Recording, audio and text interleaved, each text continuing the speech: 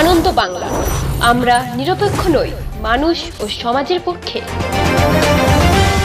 নিবেদন করছে RP club private limited এবং Leo, a large EV and solar innovation.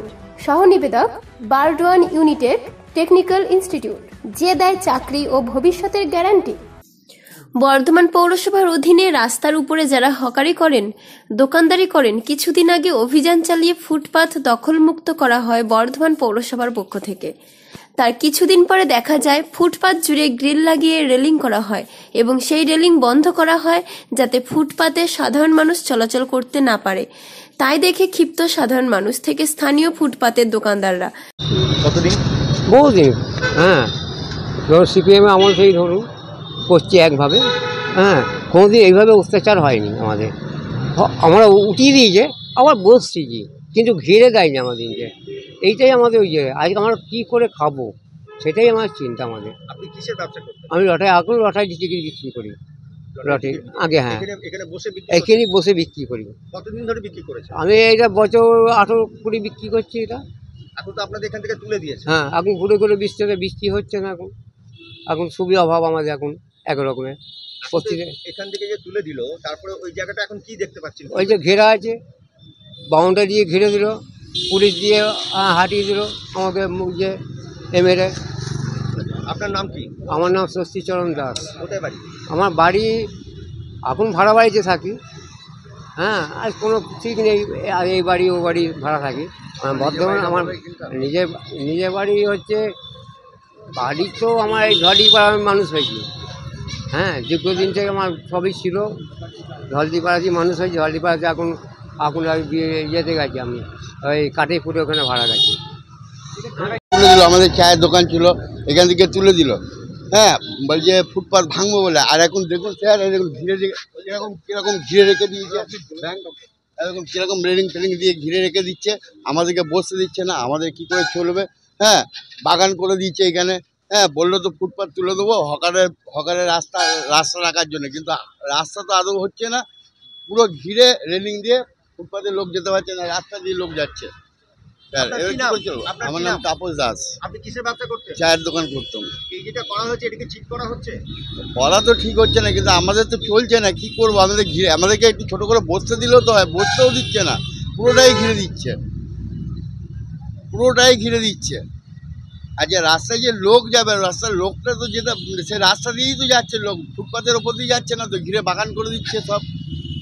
আপনারা কি চাইবেন এখন? আমরা চাইছি যে এখানে আমরা ছোট করে একটা ব্যবসা করতে পারি, কমসে কম ছাউনি না করলেও এর ভেতরটাই যেন বসে আমরা একটা ব্যবসা করতে পারি। এই ফুটপাথ তো সাধারণ মানুষের চলাচলের জন্য, যে ফুটপাথ কি এখন রইল? ফুটপাথ তো এখান দিয়ে তো মানুষ যাচ্ছে না, মানুষ যাবে কি করে? ঘিরে রেখে দিয়েছে তো, ফুটপাথে যে রেলিং দিয়ে ঘিরে রেখে দিয়েছে, এটা তো আবার মানে গেট করে দিয়েছে, গেটের ওপর দিকে কী করে যাবে? গেটের ভেতর দিয়ে যেতে পারছে না তো লোক, সে তো রাস্তা দিয়েই যাচ্ছে লোক। তাহলে আমাদেরকে কেন তুলে দিল? হ্যাঁ, আমরা তো তাহলে এখানে আমাদের করে খেতে পারতাম, আমাদেরকে ভেতরে একটুখানি করে বসতে দিলেও তো করে খেতে পারতাম সাইড করে, সেটাও তো দিচ্ছে না। কতদিন ধরে ব্যবসা করছি? আমরা এখানে মোটামুটি ধরুন সিপিএম থেকে করছি 30-35 ধরুন ওখান থেকে ব্যবসা করছি এখানে। রাজনীতি দালাল আছে, তারা আবার টাকা নেবে, সেই অর্থের বিনিময়ে আবার তাদের বসাবে। তা এইটা আমার মনে হয় একটা পলিটিক্যাল গিমিক চলছে। মানে হকার ভাই যারা গরিব মানুষ যারা খেটে খায়, তাদের জীবিকা নিয়ে ছেলে খেলা করছে এই তৃণমূল, ঠিক আছে? তো এইটা নগর উন্নয়নের উদ্দেশ্য নয়, উদ্দেশ্য হচ্ছে হকার ভাইদেরকে আবার কিছু টাকা পয়সা জোগাড় করে না। এই 21শে জুলাই গেল, অনেক খরচা হয়েছে, এবার হকার ভাইদের কাছে কিছু জোগাড় করতে হবে। এই হচ্ছে এদের তৃণমূল পার্টির হচ্ছে সিস্টেম। আর দ্বিতীয় কথা হচ্ছে, এই যে ফুটপাথটা বন্ধ করে দিয়েছে, এনারা ঠিকই বলেছেন, একটা ছোট্ট জায়গা যদি দেখুন সিস্টেমেটিকভাবে যদি একটা পূর্ণ পরিকল্পনা থাকে, তাহলে উন্নয়নও থাকবে এবং সাধারণ মানুষের রুজি রোজগারের ব্যবস্থাটাও থাকবে। আজকে রাজ্যে কোনো শিল্প নেই, সেই টাটা বাই বাই যখন হয়ে গেছে, সেই টাটা বাই বাইয়ের পরে কোনো শিল্প ঢুকছে না। উনি লন্ডন ঘুরছেন, এখানে ওখানে সরকারি টাকায় মানুষের টাকায় বেড়াচ্ছেন, কিন্তু একটা শিল্প কিন্তু আনতে পারছেন না। তো যাই হোক, আমার কথা হচ্ছে যে শিল্প নাই, সরকারি চাকরি নেই, ডাক্তারও সিভিক হচ্ছে, তাহলে সেই জায়গায় দাঁড়িয়ে মানুষ করবেটা কি? কোনো রোজগারের বিকল্পের ব্যবস্থা আছে কি? নাকি এরা চুরি ডাকাতি করবে? তো সেই জন্য এদেরকে যখন বসানো হয়েছিল, এই পার্টির নেতা কর্মীরাই বসেছিল, ক্যাডাররা। আবার তুলছে এরাই বুলডোজার দিয়ে, ঠিক আছে? তো আবার এদের বসাবে কি না বসাবে তাদের, আমার একটাই ভারতীয় জনতা পার্টির পক্ষ থেকে আমাদের একটাই সুনির্দিষ্ট পরিকল্পনা যে উন্নয়ন হোক, কিন্তু উন্নয়ন মানুষের স্বার্থে। মানুষকে কাঁদিয়ে, মানুষকে খালি পেটে রেখে উন্নয়ন হয় না। আমরা রাজনীতি করি, কিন্তু মানুষকে নিয়েই রাজনীতি করবো আমরা। কিন্তু ফুটপাতকে জবরদখল মুক্ত করার জন্য যে প্রয়াস, এখন আমরা দেখতে পাচ্ছি সেই ফুটপাত কিন্তু লোহার খাঁচা দিয়ে ঘিরে দেওয়া হয়েছে। আদৌ কি সাধারণ মানুষের কাছে থাকলো সেই ফুটপাত? দেখুন, এই ফুটপাত কিন্তু সাধারণ মানুষের কাজে লাগছে না। এই ফুটপাতে যে হকার ভাইরা করে কমে খাচ্ছিল, তাদের পরিবার প্রতিপালন করছিল, তাদেরও কোনো কাজে লাগছে না।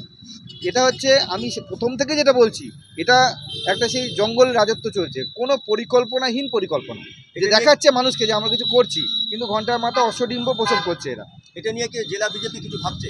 আমরা এটা নিয়ে একটা বৃহত্তর আন্দোলনে যাব। আসলে আন্দোলন কী নিয়ে করবো? আজকে বিদ্যুতের আজকে বাজার ছাড়া রেট, সারা ভারতবর্ষের মধ্যে সবথেকে বিদ্যুতের রেট হচ্ছে আমাদের পশ্চিমবাংলাতে। আজকে আপনি জানেন যে ট্যাক্সে রেহাই দিয়েছিল, মানে আমাদের এইসব জমি জমা কেনা বেচা, এতে যেটা হচ্ছে রেজিস্ট্রেশন ট্যাক্স, স্ট্যাম্প ডিউটি, আবার 2% বাড়িয়ে দিয়েছে এরা, ঠিক আছে? তো কোনো এখানে নৈরাজ্যের রাজত্ব। তো সেই জায়গা দাঁড়িয়ে কোন ইস্যু নিয়ে আন্দোলন করব, এটাই আমাদের মাথা খারাপ হয়ে যাচ্ছে। আমরা এখানে রাজনীতি করতে আসিনি দাদা, আমরা চাইছি যে মানুষের সমস্যাটা একটা দায়িত্বশীল বিরোধী দল হিসেবে তুলে ধরতে। তাদের বক্তব্য, ফুটপাতে যখন আমরা দোকান লাগিয়ে ব্যবসা করছিলাম, তখন বর্ধমান পৌরসভার পক্ষ থেকে অভিযান চালিয়ে ফুটপাত দখলমুক্ত করা হয়। তারপরে গ্রিল দিয়ে গোটা ফুটপাতটা ঘিরে দেওয়া হয়। এ নিয়ে বর্ধমান পৌরসভার চেয়ারম্যান পরেশচন্দ্র সরকারের সঙ্গে যোগাযোগ করা হলে তিনি বলেন প্রত্যেকটা ফুটপাত যাতে সাধারণ মানুষের চলাচলের জন্য খুলে দেওয়া হবে। আপাতত ফুটপাত ঘিরে রাখা হয়েছে মেইনটেনেন্সের কাজের জন্য। এই প্রসঙ্গে তৃণমূল কংগ্রেসের রাজ্যের মুখপাত্র প্রসেনজিৎ দাস বলেন, আপনারা কথাটা ভুল বলছেন। হকার উচ্ছেদ নয়, কারণ মুখ্যমন্ত্রী বলেছেন যারা জবরদখল করে বসে আছে রাস্তা আটকে তাদের সরানো। এটা মুখ্যমন্ত্রীর নামে আপনারা ভুল ব্যাখ্যা করছেন। মুখ্যমন্ত্রীর কথাটা মানুষের কাছে ভুলভাবে আপনারা তুলে ধরছেন। মুখ্যমন্ত্রী কোনো হকারকে তুলে দেওয়ার কথা বলেন। আর যারা এই রাস্তায় রেলিং দিয়েছে খুব অন্যায় করেছে, কারণ পৌরসভা ওই যারা জবরদখলকারী ছিলেন তাদের তুলে দিয়েছেন, তারা ফুটপাত আটকে বসেছিল বলে। তো সেই ফুটপাত মানুষের চলাচলের জায়গা, তো সেখানে যাতে মানুষ যেতে পারে তার জন্যই ফুটপাতটা পরিষ্কার করা হয়েছিল। তো সেই গোটা ফুটপাতটাই যদি রেলিং দিয়ে ঘিরে দেওয়া হয়, তাহলে সেখানে ওই যারা বসেছিল তাদের তুলে দেওয়ার তো কোনো অর্থ হয় না। তো সুতরাং তারা থাকলেই বা ক্ষতি কী ছিল, তার পাশ দিয়েও তো মানুষ যাচ্ছিল। আর এখন ব্যাংক কর্তৃপক্ষ তো গোটা রাস্তাটাই রেলিং দিয়ে ঘিরে রেখেছে, কেউ একটুও যেতে পারবে না। আগে একজন দুজন মানুষও যেতে পারতো, এখন কেউ যেতে পারবে না। তাহলে গোটা ফুটপাতটাকে বন্ধ করে দিলেন, এটা কিন্তু ঠিক না। কারণ সরকার বা পৌর প্রশাসন এরা চেয়েছে ফুটপাতটা মানুষের ব্যবহার উপযোগী করার জন্য। তো সেই ব্যবহারটাই তারা বন্ধ করে দিচ্ছে। তখন কিঞ্চিত ব্যবহার হতো, এখন তো একটুও ব্যবহার হবে না। অবিলম্বে তাদের রেলিংগুলো খুলে ফেলা উচিত এবং পৌরসভার এদিকে দৃষ্টি দেওয়া উচিত। আমি চেয়ারম্যানের কাছে আবেদন করব যাতে আপনি দেখে ওই রেলিংগুলো খোলার ব্যবস্থা করেন, তাহলে ওই রাস্তা দিয়ে মানুষ অন্তত চলাচল করতে পারবে। আগে তো কিছু মানুষ ওখানে বসে করে খাচ্ছিল, তাদের পেট চলছিল, সেই পেটও বন্ধ এবং রাস্তায় মানুষের চলাচলও বন্ধ। এটা তো দুটোই হতে পারে না একসাথে। তো সুতরাং হকার ওখান থেকে তুলে দেওয়া হয়েছে হোক, কিন্তু যাতে মানুষ চলতে পারে তার ব্যবস্থা করুন, রেলিংগুলো খোলার ব্যবস্থা করুন, তাহলে বর্ধমান শহরের মানুষ উপকৃত হবে। আর না হলে সেখান থেকে হকার তুলে কোনো লাভ নেই, কারণ রেলিং দিয়ে যদি ঘেরাই থাকে মানুষ যাতায়াত করতে পারবে না, মানুষকে পিজি রাস্তা দিয়ে হাঁটতে হবে, এটা ঠিক না। পূর্ব বর্ধমান থেকে দেবাশিস ঘোষের রিপোর্ট, আনন্দ বাংলা।